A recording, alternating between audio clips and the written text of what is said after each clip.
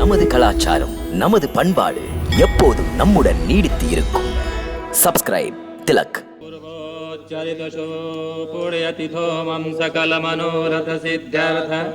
गृहप्रवेशाङ्गूतं द्वारशाखादिष्टादेवतानां पूजनमहं करिष्ये. दक्षिणशाखायां गङ्गायै नमः स्वाहा, वामशाखायां यमुनायै नमः स्वाहा, ऊर्ध्वद्वारिश्रिये नमः स्वाहा, मध्ये देहल्यां वास्तुपुरुषाय नमः स्वाहा, दक्षिणे शङ्खनिधये नमः स्वाहा, वामे पद्मनिधये नमः स्वाहा, द्वारस्य चतुष्कोणे आग्नेयानि उद्योतकर्मणे गणपते नमः स्वाहा. ஹே சூரிய வம்ச திலகமே, வாஸ்து வேள்வி பூர்த்தி அடைந்து விட்டது. இன்று ஞாயிற்றுக்கிழமை, ரோகிணி நட்சத்திரம், வாஸ்து சாந்திக்கு மிக மிக சிறந்த நாள். உங்கள் குல தெய்வத்தையும் பெரியவர்களையும் மனதில் நினைத்து கொண்டு தேவி சீதையுடனும் தம்பி லட்சுமணனுடனும் பர்ணகுடியினுள் பிரவேசம் செய்யுங்கள்.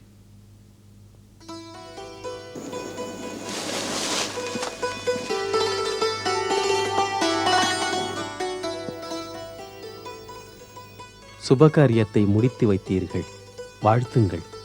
நீடூழி வாழ்க.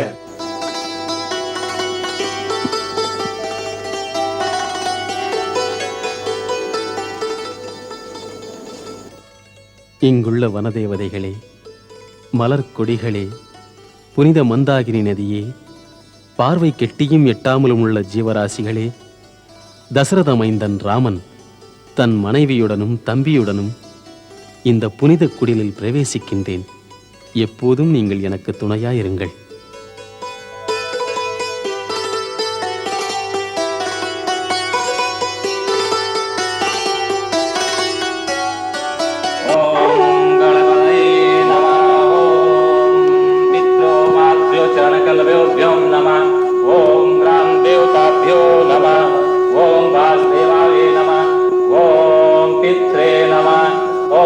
देवताभ्यो नमः.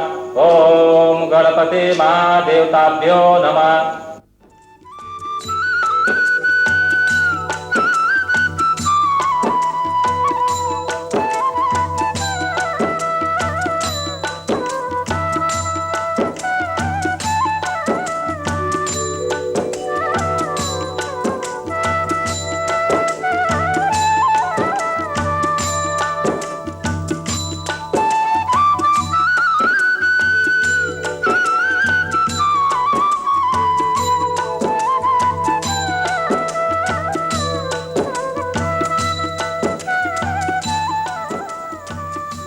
நான் பிறந்த இடத்தின் புனித மண்ணே, இங்கே நீ இருப்பதினால் இந்த இடமே புனிதம் பெறுகின்றது.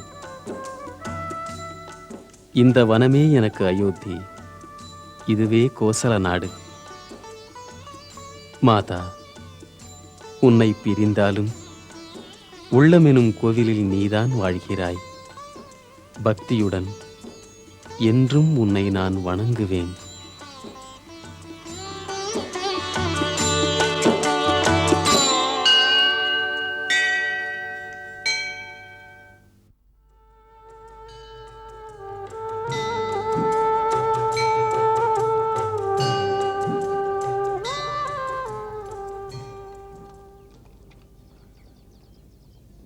ஆச்சாரியரே, சொல்லுங்கள் குருதேவா. ஏற்பாடுகள் எல்லாம் சொன்னபடி நடந்து முடிந்து விட்டன. குருதேவா வணக்கம். நலமுண்டாகட்டும். ஆபத்தில் இருக்கிறேன், அபயம் கேட்டு நிற்கிறேன். பிரச்சனைகளோடு வந்து அமைதி எழுந்ததேன் சுமந்திரரே? ஏன் இந்த பரபரப்பு? கோரிக்கைகளை, குமுறும் மன உணர்வுகளை மன்னர் என்னிடம் சொல்லி அனுப்பினார். மந்திரி நான் அதை செய்யவில்லை. நிலைமைகள் இப்படி உருவாகும் என்று எனக்கு தெரியும். குருதேவா, மன்றாடினேன், தேவியும் வரவில்லை. தேருடன் திரும்பினேன். திரும்பியது தேவி இல்லாத தேரல்ல. தேவி இல்லாத தேரில் ராமனுடைய நீதி, நேர்மை, தியாக பெருமைகளை எடுத்துக்கொண்டுதான் வந்திருக்கிறீர்கள். இதே தேர் ராமனுடன் வந்திருந்தால் ரகுவம்சத்தின் பெருமை நிச்சயமாக நீடிக்காது. அமைச்சர் அச்சமின்றி மன்னரை போய் சந்திக்கலாம். இல்லை குருதேவா, மன்னரை சந்திக்கும் அளவுக்கு துணிவில்லையே எனக்கு. அவருடைய ஏங்கிய பார்வை ராமன் எங்கே என்று கேட்கும். அவருடைய செவிகள் தேர் வரும் ஒலியில் ராமன் குரலை தேடும். சுமந்திரனை தனியே கண்டு சோகத்தில் மன்னவர் துடித்தால் என்னால் எப்படி பொறுத்துக் கொள்ள முடியும் குருதேவரே? குருதேவரே, தாங்களும் என்னோடு இருந்து தங்கள் அறிவுரைகளை, தங்கள் பக்குவமான பரிந்துரைகளை கேட்டு மன்னவர் துயரம் சற்று தணிந்தால்.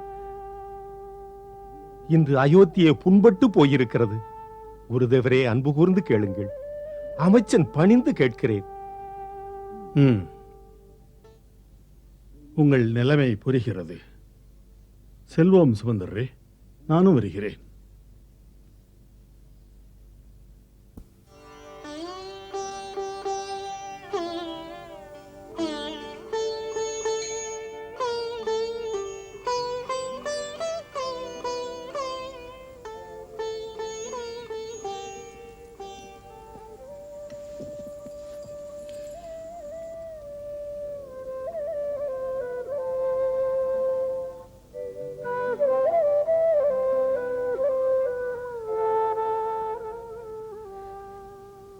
சுவாமி, சுவாமி,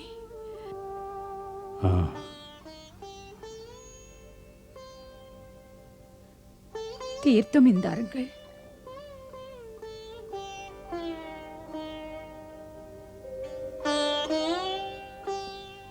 ஐந்து முழு நாட்கள் முடிந்து விட்டன.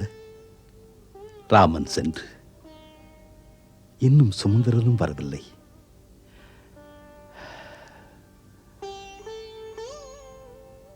கௌசல்யா, ராமனும் வர மறுக்கிறானா? ராமன் லட்சியத்தில் உறுதி உள்ளவன். அவன் எண்ணத்தை மாற்றுவதென்பது எளிதே அல்ல. மன்னருக்கு வெற்றி. மன்னவா, குருதேவர் வசிஷ்டர் அமைச்சர் சுமந்திரருடன் வருகை தருகிறார். வந்து விட்டாரா? உடனே அழைத்து வா. தங்களின் கட்டளை.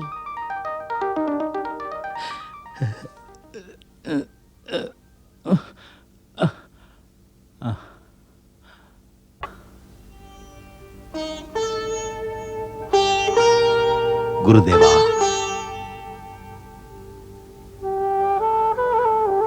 சுமந்தரரே, என்ன ஆயிற்று? மைந்தன் ராமன் எங்கே? மருமகள் சீதை எங்கே? சுமந்தரரே, மன்னித்து விடுங்கள் அரசே. பணி முடிக்க இயலாமையால் நானி நிற்கிறேன். சுமந்தரரே, சீதையும் வரவில்லையா? என் பேச்சு சிறிதும் எடுபடவில்லையோ? ஆம் அரசே, முடிந்தவரை முயற்சி செய்தேன். ராஜ கட்டளைப்படி நடக்க சக்தி இல்லை. உங்கள் சுமந்தரனை தண்டியுங்கள். என் மன்னவனே, இந்த சுமந்தரனை தண்டியுங்கள். இல்லை, மன்னவன் என்று என்னை சொல்ல வேண்டாம். இன்று அயோத்தியிலே அரசரும் இல்லை, ஆட்சியும் இல்லை. ஆம் சுமந்தரரே, அயோத்தியிலே ஆள்பவன் என்று ஒருவன் இருந்தால் அந்த புறத்திலே ஆட்சி மாற்றம் நடந்திருக்காது. மன்னன் குருதேவருடன் விவாதிக்காமல், மதியுக மந்திரிகளை கலக்காமல், ஒரு அகங்கார அலங்காரியின் கைபொம்மையாக மாறி மரபுகளை எல்லாம் வேறுவானா? சுமந்தரரே, சுமந்தரரே, இன்னும் என்னை மன்னனாக மதித்தால் என் ஆணையை ஏற்றுக்கொண்டு இப்போதே இக்கடமே என்னை தேரில் ஏற்றி வனத்திலே விட்டு விடுங்கள். ராமன் இல்லாத அயோத்தி என் உயிரை சுடும் தீ. தவறு அரசே. உன் போன்ற தீரன், வீரன், நேர்மையாளன் அழுது புலம்புவது அழகல்ல. இந்த மதிப்பீடுகளுக்கெல்லாம் நான் தகுந்தவன் அல்ல. கொடுமைக்கு துணை போறேன். நான் மனிதன் அல்ல. அரசே, உத்தம குணங்களே வடிவாக வந்த சத்தியராமனை பெற்ற சரித்திர நாயகன் நீ. வாக்கினை காப்பாற்ற ராஜ மாளிகையை, மணிமுடியை தியாகம் செய்தவனை சிறுமைப்படுத்தி விடாதே. குருதேவா, உத்தமனான அந்த மைந்தனை பெற்றவனாயிருந்தும் அவனுடைய மனப்பக்குவம் எனக்கு வரவில்லையே. மைந்தன் ராமனுக்கு ராஜ்யம் தருவதாக சொல்லி ராஜ்யத்தை விட்டே துரத்தினேன். புண்படுத்தியும் அவன் புன்னகையுடன் சென்றான். அந்த மைந்தனை பிரிந்த பிறகும் என் உயிர் போகவில்லையே. பாவியிலும் மகா பாவி என் போல் யார்?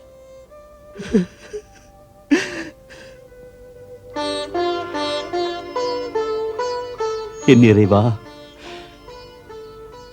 என் வாழ்நாளில் சிறிதாவது சீரிய பணி செய்திருந்தால் ராமனுக்கு பதிலாக எனக்கு கானக வாசம் கொடு.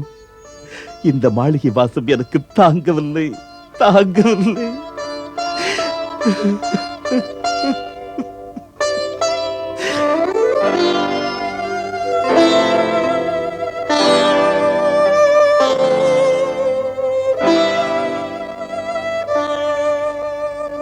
மன்னா, காலமறிந்த ஞானி, சூரிய குலத்தின் வீரியமுள்ளவன், நீ குழந்தையைப் போல் தேம்புவது பெருமை அல்ல. ஜீவ மரணம், லாப நஷ்டம், பாசத்துக்கு உரியவர் வருவதும் பிரிவதும் இவை எல்லாமே காலத்தின் பிடியிலே.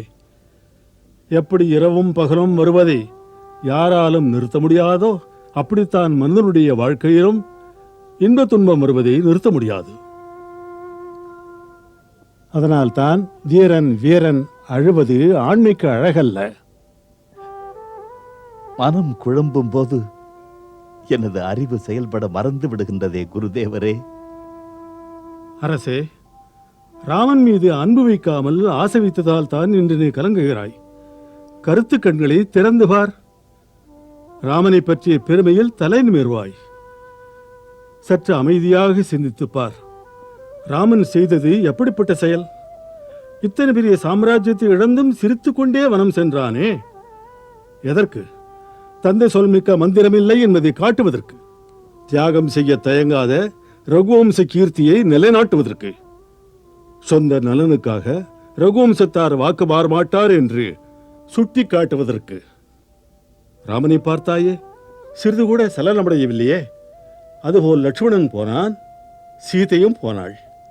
அவள் ஒரு அரசரின் மகளாயிருந்தும் ஒரு சக்கரவர்த்தியின் மருமகளாயிருந்தும் கூட மகிழ்ச்சியுடன் வனம் சென்றாள். மூவரும் அவரவர் கடமையை செய்தார்கள். அந்த மூவருக்காக நீ பெருமையில் பூரிக்க வேண்டிய நேரம் இது. முனிவரே, எளிதாக சொல்லிவிட்டீர்கள். என்னால் முடியவில்லையே.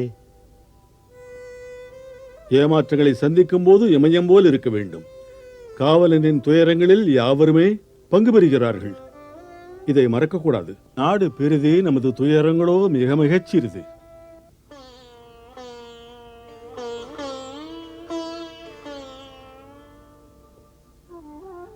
என் மன்னவா, ஸ்ரீராமனும் மீண்டும் மீண்டும் சொன்னது இதுதான். அன்பு தந்தையே, மைந்தன் ராமனுக்காக வருந்தாதீர்கள். உங்கள் வேதனை என்னை சுட்டுவிடும். ராஜ்யம் இழந்தது என்னை புண்படுத்தவில்லை என்று தம்பி பரதனுக்கும் ராமனுடைய செய்தி, ராமன் மீது உள்ள பாசத்தால் சத்தியமான தந்தையை துயரப்படுத்தாதே என்று. மன்னவா, ராமனின் க்ஷேமத்திற்காக தங்கள் துயரங்களை பொறுத்துக் கொள்ளுங்கள். எதற்கு வேதனை மன்னவா? இந்த சமயத்தில் ராமன் இங்கில்லாத நினைப்பில் அயோத்தியே அழுது கொண்டிருக்கிறது. தாமும் இனி அழுதால் ஆறுதல் அளிப்பது யார்? அமைதியுடன் நீங்கள் இருந்தால் துன்பம் எங்களை இன்று அதிகம் பாதிக்காது. அழுது கொண்டே இருந்தால் கண்ணீரும் இருக்காது. அழாதிருங்கள் சுவாமி. ராமன், லக்ஷ்மணன், சீதையை தாம் மீண்டும் சந்திப்பீர்கள்.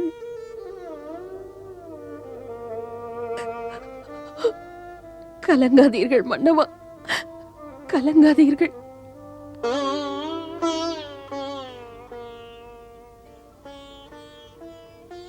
ஓம்.